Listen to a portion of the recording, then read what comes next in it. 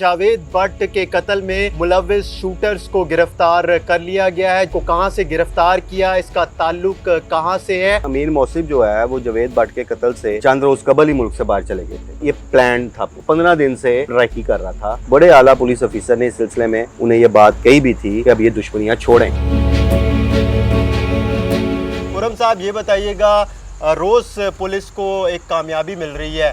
पहले पुलिस ने कहा कि शूटर्स जो हैं जिन्होंने गोलियां चलाई उनको गिरफ्तार किया गया है। अब रैकी करने वाला गिरफ्तार किया गया। इसको कहां से गिरफ्तार किया है, इसका कहां से रहने वाला कहां का है और कितने रोज़ से ये रैकी कर रहा था?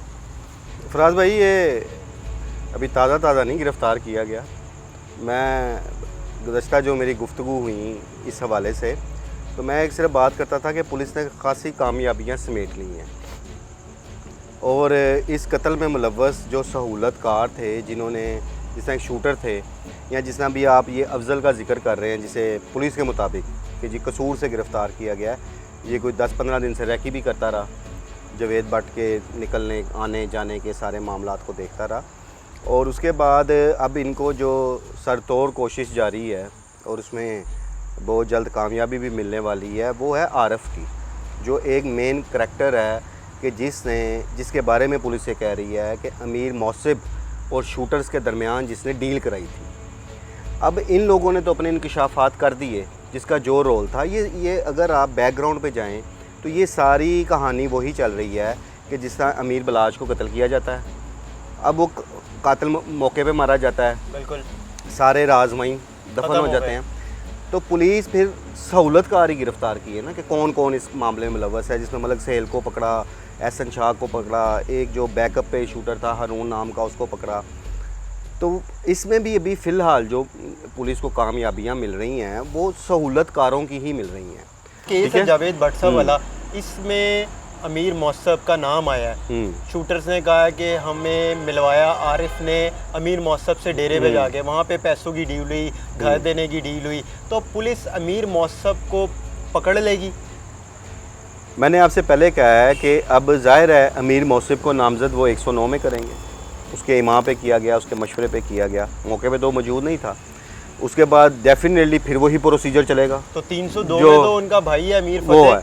अब तीफी भट्ट को जिस तरह गिरफ़्तार करने के लिए जो एक प्रोसीजर चलाया था इन्होंने, रेड वारंट हासिल करने का, कि हम रेड वारंट हासिल करके इंटरपोल के ज़रिए गिरफ़्तार करके ले आएंगे। और वो तो अगर आपका किसी मुल्क के साथ MOU साइन हुआ वही, अब वो फिर एक प्रोसीजर चलाएंगे रेड वारंट का अमीर मौसिफ को गिरफ़्तार करने के लिए। मुस्तकबिल में यही होगा ना।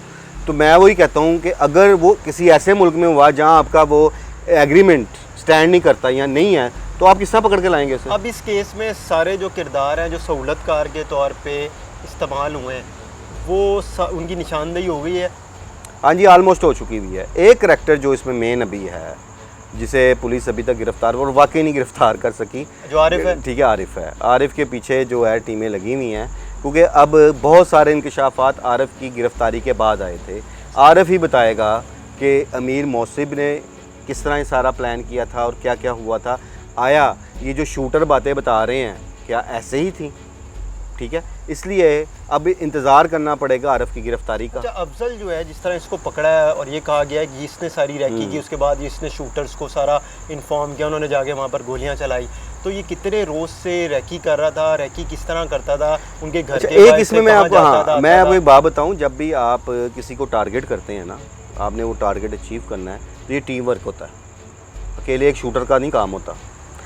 और ये कोई अचानक लड़ाई तो थी नहीं कि आमना सामना हुआ तो फायरिंग हो गई, ये प्लान था पूरा और ये कई दिनों से और जाहिर है में लगा हुआ था। वो उनकी रायकी, उनके टाइमिंग, किस टाइम निकलते हैं, किस टाइम जाते हैं। और अफजल ने जो इब्तदाई तफ्तीश में जो बताया तो बहुत कुछ हो गया होगा, लेकिन उसने इंकशाफ किया था। वो 15 दिन से जावेद भट्ट की मुकम्मल रायकी कर रहा था और वो इन लोगों को मालूमात फराहम करता था कि उनके घर से जहाँ जाते थे उनके पीछे उन्हें एक एक चीज़ की उनकी टाइमिंग को नोट किया हुआ था। वो जब अपने दफ्तर जाते थे जहाँ उनका बिजनेस था, वहाँ से निकलना, क्या करना और कहाँ जाते थे, वो 15 दिन से उनकी रैकी कर रहा था और वो 7 इन शूटर्स को आगाह करता होता था। तो उसमें ये है कि चूँकि मैंने फिर कहा कि ये टीम वर्क होता है। अब इसमें जो जुड़े किरदार थे जिन्होंने ये सारा रोल प्ले किया, वो तो उसमें तो आलमोस्ट पुलिस कामयाब हो चुकी है। अब मेन आरिफ का है। आरफ जब पकड़ा जाएगा तो मज़ीद इंकशाफात सामने आएंगे। अब वो बातें तो आरफ बताएगा ना कि किस अंदाज में ये सारा कुछ हुआ, किस तरीके से हुआ, किस तरह पेमेंट दी गई या क्या वादे वेद किए गए। अब वो आरफ की गिरफ़्तारी का इंतज़ार करना चाहिए। दूसरी बात, मरकज़ी किरदार जिस तरह अमीर बलाश टीपू कत्ल में पुलिस ने ही डिक्लेयर किया कि तीफ़ी बट वो पुलिस के हत्थे नहीं चढ़ सके। इसी केस में अब अमीर मौसब के बारे में कहा जा रहा है, तो अमीर मौसब भी पुलिस की गिरफ्त से बाहर है। अब इन दोनों मामलात में दोनों ग्रुपों के सरबराहान मुल्क से बाहर है। तीफ़ी बट भी मुल्क से बाहर है, अमीर मौसब भी मुल्क से बाहर है। कैसर बट और अमीर फ़तेह जो इस कत्ल में के मुकदमे में जो पहले नामजद थे वो वैसे रूपोश हैं। कहाँ रूपोश हैं? वो ऐसी तलात मेरे पास तो नहीं है, लेकिन ज़ाहिर हैं तो वो पाकिस्तान में ही ना, क्योंकि जिस तरह नहीं, उनके बारे में तो सुनने में आया था पाकिस्तान से बाहर चले गए। उनके बारे में नहीं, वो पाकिस्तान से बाहर जा भी नहीं सकते। उसकी वजह ये है कि उनका जो स्टॉक लिस्ट होती है FIA की, उनमें नाम डाला हुआ है, उनमें अमीर मौसम का भी नाम डालता। पहले तो नहीं वो चले गए कहीं बाहर? नहीं, इनका नाम डाला था जिस वक्त ये जवेद बट का कत्ल होता है, उसके फ़ौरन बाद ही, कोई 1-2 दिन बाद ही IG पंजाब की सिफारिश पर FIA वालों ने डाला था। उसमें अमीर मौसब का नाम भी था, लेकिन अमीर मौसब जो है वो जवेद बट के कत्ल से चंद रोज़ कबल ही मुल्क से बाहर चले गए थे। तो अब दोनों मरकज़ी किरदार, दोनों जो इस दुश्मन घरानों के सरबराहान हैं, दोनों बैरून मुल्क बैठे हुए हैं। अब देखा ही जाएगा। अब ये भी सवाल उठ रहा है कि जी क्या पुलिस अमीर मौसब को गिरफ़्तार करेगी या कर पाएगी? सवाल तो ये भी उठ रहा था कि क्या पुलिस तीफ़ी बट को गिरफ़्तार करेगी, कर सकेगी? क्या मैं वो उसी तरफ आ रहा हूँ। तो अगर आप देखें कि पुलिस आज तक तीफ़ी बट को गिरफ़्तार करने में कामयाब नहीं हो सकी। इसी तरह अगर अब अमीर मौसब के बारे में कहा जाता है जी वो दुबई में है। अब अगर जब पहले कत्ल हुआ था अमीर बलाश टीपू का, तो तीफ़ी बट के बारे में भी यही था, वो दुबई, और फिर दुबई से लंदन। दुबई के साथ इंटरपोल का एक एग्रीमेंट मौजूद है कि वहाँ से मुलजमान ला सकते हैं। लेकिन अगर अब अमीर मौसब भी दुबई से किसी ऐसे मुल्क चला जाता है कि जहाँ पर कॉन्ट्रैक्ट नहीं है, तो उसे आप किस तरह गिरफ़्तार करेंगे? तो इस वक्त जो सूरत हाल है, और अगली जो बात मैं करना चाहूँगा आपसे कि अगर आप देखें तो इन दुश्मनियों में क्या रिज़ल्ट निकल रहे हैं दोनों घरानों के लिए। एक बड़ी गौरतलब बात है कि दोनों घरानों के पास पैसे की कमी नहीं है। अब देखें ना, जिन शूटर्स को इस्तेमाल किया गया है, जिन शूटर्स ने मारा है, अगर आप उनके बैकग्राउंड में जाएं तो वो इंतहाई गरीब है। उनको पैसों का लालच दिया जाता है, पैसों का लालच दिया गया है, घर का, जो पुलिस ने बताया। ठीक है, तो उन्होंने तो पैसे के हसूल के लिए काम कर लिया, लालच में काम कर लिया। लेकिन अगर कमी है इन दोनों में तो वो किस चीज़ की है कि इन लोगों के पास सुकून नहीं है।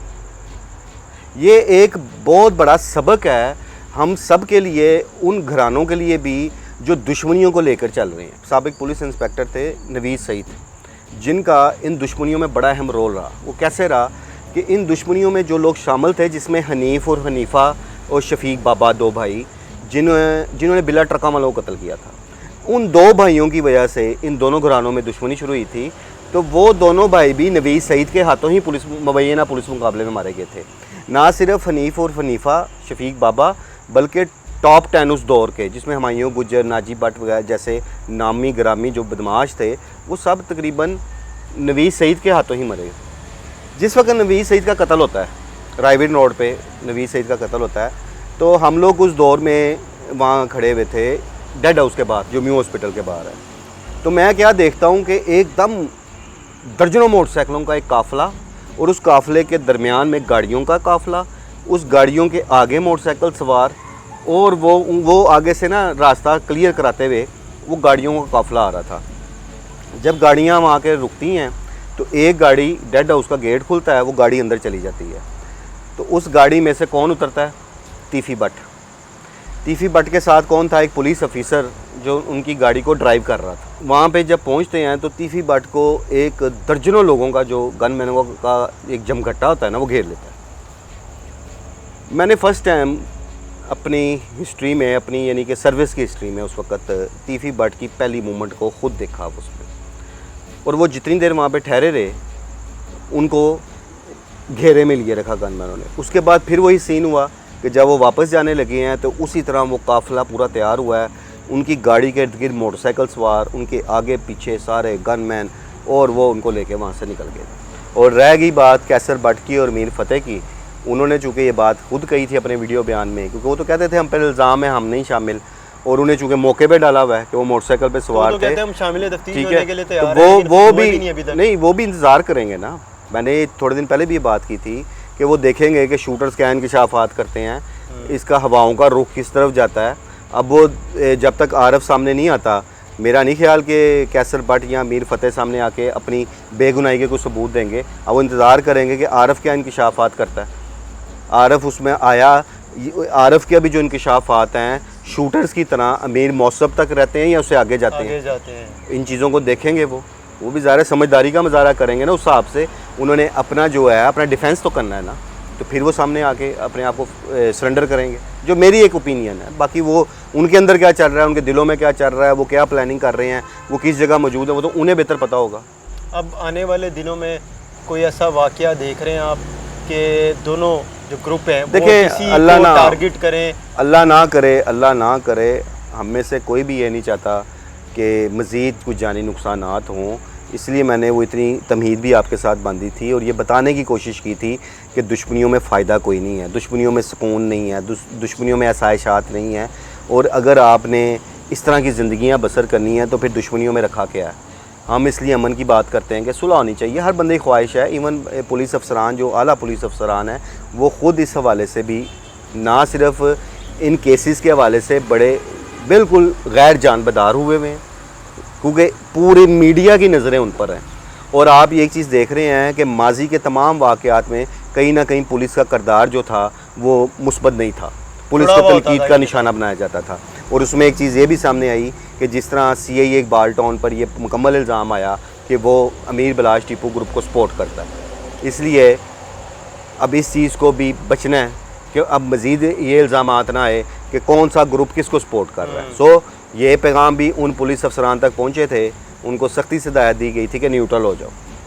पुलिस अब जानबदारी का मुजाहरा नहीं कर सकती जितनी को नज़रें इस दुश्मनी पर लग गई हुई हैं, और इसमें इस हवाले से अदारे भी एक्टिव हैं, वो भी हर चीज़ को मॉनिटर कर रहे हैं कि पुलिस का इसमें किरदार क्या है।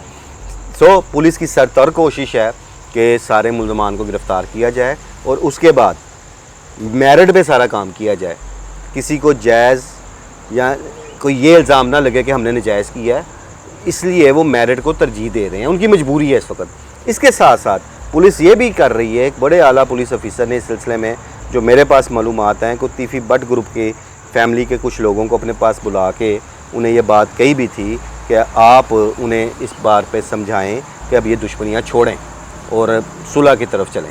ये बात एक आला पुलिस ऑफिसर की तरफ से की गई है, क्योंकि पुलिस भी ये चाहती है कि अमन के काम कायम करने के लिए इन दो घरानों में सुलह बहुत ज़रूरी है।